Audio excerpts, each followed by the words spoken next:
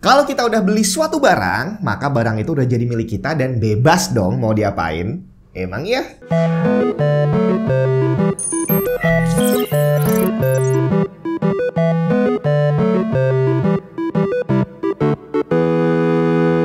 Windows emang udah nyediain banyak software bawaan, tapi untuk keperluan troubleshoot masih banyak yang kurang. Dengan ISAS, manajemen PC jadi sangat dipermudah. Pengaturan partisi yang lebih komplit fiturnya dengan ISAS Partition Master, membuat cloning SSD untuk upgrade ataupun backup, konversi MBR GPT dan konversi basic dynamic tanpa menghilangkan data, recover partisi yang hilang, membuat bootable media, hingga memperbaiki permasalahan booting pada Windows. Pengen nyobain? Langsung download gratis. Linknya ada di deskripsi. Adalah mindset yang wajar ada di kepala setiap orang bahwa kalau kamu udah beli suatu barang, berarti barang itu udah jadi milik kamu dan bebas mau diapain. Mau dibuang, mau dirusak, mau dijual, mau dipinjemin ke orang, apalagi disewain, boleh.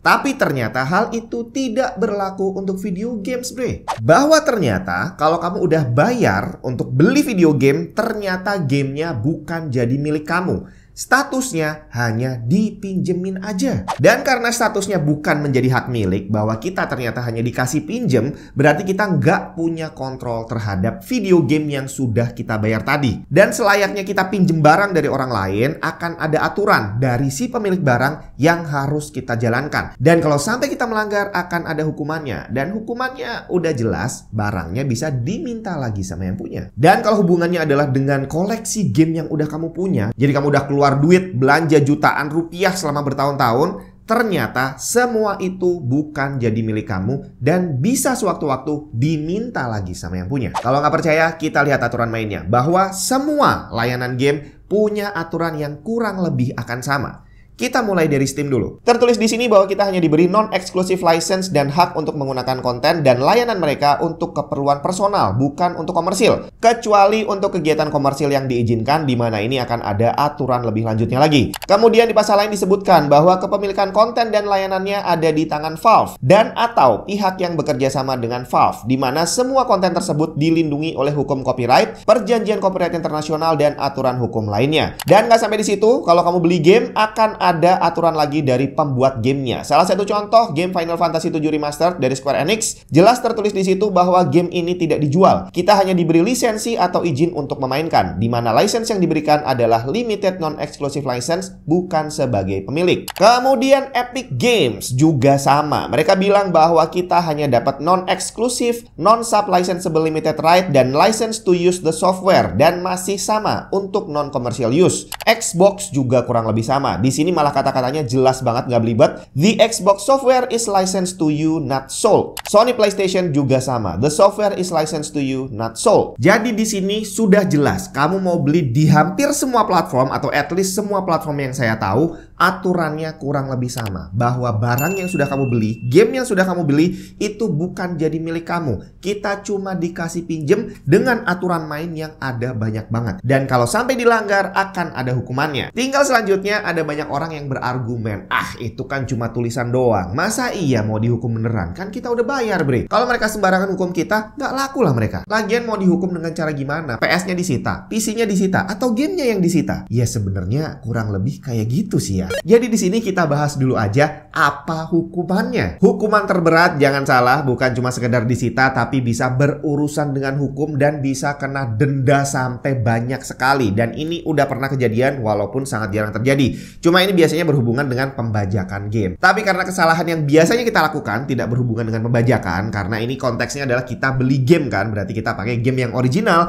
berarti kita akan bahas hukuman yang lainnya. Di mana hukuman yang paling umum terjadi adalah kena ban, kena suspension. Jadi ban ini maksudnya adalah diblokir, dan ini ada dua jenis. Yang pertama adalah di ban akunnya, dan yang kedua adalah di ban mesinnya. Di ban akun itu berarti akunnya yang di ban. Jadi kalau saya punya akun namanya techandtips@gmail.com, terus habis itu saya pakai untuk beli game dan udah ada koleksi banyak di situ, tiba-tiba akunnya diblokir sama yang punya. Jadi kalau saya beli di Steam, ya akhirnya diblokir sama Steam, saya nggak bisa main game lagi. Saya nggak bisa membuka koleksi game yang sudah saya beli. Dan ini biasanya ada batas waktunya yang kadang-kadang pendek, cuma sebulan atau seminggu. Ada yang lumayan panjang sampai 1 tahun, bahkan ada yang di-ban sampai permanen. Selamanya nggak bisa kamu akses lagi. Yang berikutnya adalah di-ban mesinnya. Ini saya belum dengar kalau di PC di-ban PC-nya ya, tapi kalau di konsol itu umum terjadi. Jadi yang diblokir adalah mesinnya. PS5-nya diblokir, Xbox-nya yang diblokir. Jadi saat kamu nyalain Xbox-nya atau nyalain PS-nya, dia bener-bener langsung muncul tulisan tidak bisa digunakan.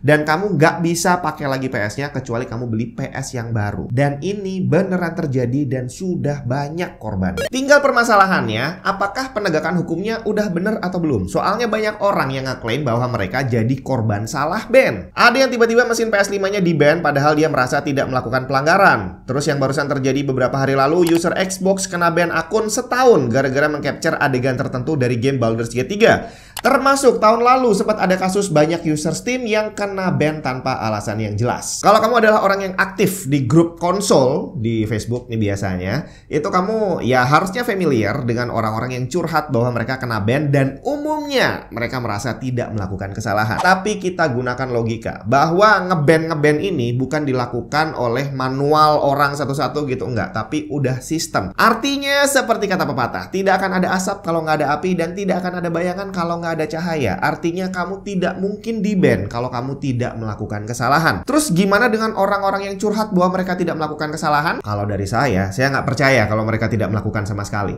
Yang saya yakini adalah mereka sebenarnya melakukan sesuatu yang salah tapi tidak tahu bahwa itu melanggar aturan. Berapa banyak dari kamu yang membaca aturan main di saat kamu beli konsol, di saat kamu beli game, di saat kamu mau mainin game? Jadi sekarang udah umum kalau kita mau main game pertama kali itu akan langsung muncul halaman banyak gitu ya tulisan aturan main dan kita akan disuruh setuju baru bisa lanjut mainin gamenya. Nah di sini berapa banyak di antara kamu yang membaca semua aturan yang tertulis di sana? Kayaknya nggak ada deh. Padahal saat kamu mencontreng oke, saat kamu bilang setuju, apalagi sudah mulai mainin gamenya, berarti kamu dianggap sudah paham dengan aturan yang mereka buat. Bahwa ternyata nggak kamu baca, kesalahan ada di tangan kamu. Kita baca beberapa aturan singkat ya dari Steam nih. Hanya boleh digunakan untuk keperluan pribadi, bukan untuk komersial, kecuali mengikuti syarat yang ada di bagian lain dari aturan mereka. Kemudian, tidak boleh menjual, meminjamkan, atau menyewakan akun kita ke orang lain.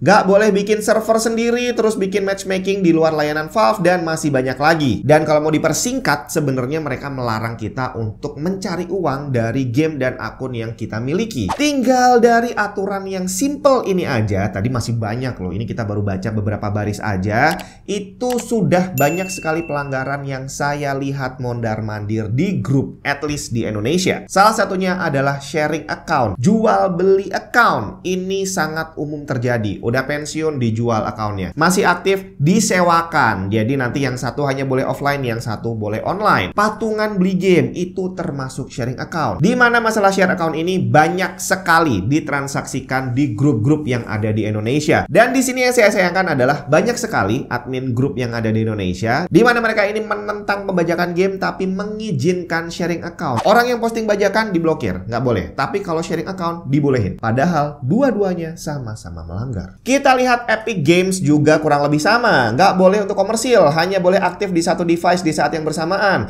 Nggak boleh dijual, nggak boleh dipinjemin, nggak boleh disewain dan sejenisnya. Nggak boleh memodifikasi source code dan banyak aturan lainnya. Bahkan untuk pengguna konsol seperti PlayStation ada aturan tentang region game yang dibeli. Di aturan mainnya Sony tertulis dalam bahasa Indonesia lagi bahwa kita hanya boleh melakukan pembelian di region negara kita yang akan diverifikasi lewat kartu kredit atau kartu debit yang tentu saja akan ketahuan diterbitkan di negara itu atau bukan. Nah, soal region, kita udah tahu bahwa harga game di setiap negara itu berbeda, tergantung negaranya negara maju, negara menengah, atau negara terbelakang gitu kan. Indonesia termasuk di tengah-tengah, bukan yang paling mahal dan juga bukan yang paling murah. Dan akhirnya, banyak gamer di Indonesia yang mencoba membeli game dari region negara lain yang harganya lebih murah dari harga di Indonesia. Cuma tadi dijelaskan bahwa verifikasinya lewat kartu kredit. Artinya begitu kartu kamu adalah dari Indonesia, kamu mencoba beli di Turki gitu ya, di-ban. Bukan di-ban, diblokir. Nggak boleh. Kartunya yang diblokir. Jadi kamu nggak bisa belanja di sana. Nah, di sini ternyata ada beberapa bank yang merilis kartu yang ternyata bisa lolos verifikasi alamat. Jadi kamu tinggal bikin kartu dari bank itu, entah kartu debit, kredit, atau kartu virtual, atau apalah itu namanya, yang ternyata saat diregistrasi ke region Turki, region Argentina, dan sejenisnya, ternyata bisa lolos. Dan kamu bisa beli game dari sana. Cuma ini bukan celah permanen. Akan ada waktunya kamu pakai 1, 2, 3 kali, ternyata habis itu diblokir kartunya. Akhirnya banyak orang yang bikin kartu baru lagi, belanja lagi di sana. Nah, di sini kamu harus pakai logika lagi bahwa udah diblokir 1 kali kartunya, berarti kamu sudah ketahuan melakukan pelanggaran. Masih untung yang diblokir cuma kartunya doang, bukan akun kamu, bukan mesin kamu. Jadi kalau kamu berusaha melakukan kesalahan yang sama, diulang lagi, ya tinggal tunggu waktu aja, entah akun atau PS kamu yang akan diblokir. Nah, kemudian dari sekian banyak aturan yang sudah kita lihat, ada satu yang masih belum jelas. Sebenarnya hukuman yang pas itu seperti apa? Karena ada orang yang melakukan pelanggaran ringan ternyata di-ban-nya 1 tahun atau bahkan ada yang permanen. Tapi sebaliknya ada orang yang melakukan pelanggaran terus-terusan, kena ban cuma seminggu atau sebulan. Bahkan ada yang gak dihukum sama sekali. Untuk Xbox, mereka punya satu halaman artikel yang khusus membahas tentang suspension dan ban, apa aja alasannya dan bagaimana kalau kamu keberatan, semuanya dijelaskan di sana. Tapi yang pasti harus kita pahami adalah bahwa game dan semua layanannya ini adalah milik mereka. Artinya mereka mau bikin aturan seperti apapun, ya terserah mereka. Bahwa ternyata hukumannya kok nggak sepadan dengan pelanggaran yang dilakukan, ya terserah mereka. Bahkan kamu jadi korban salah ban, ya juga terserah mereka gitu kan. Kalau kamu nggak setuju, ya udah nggak usah beli.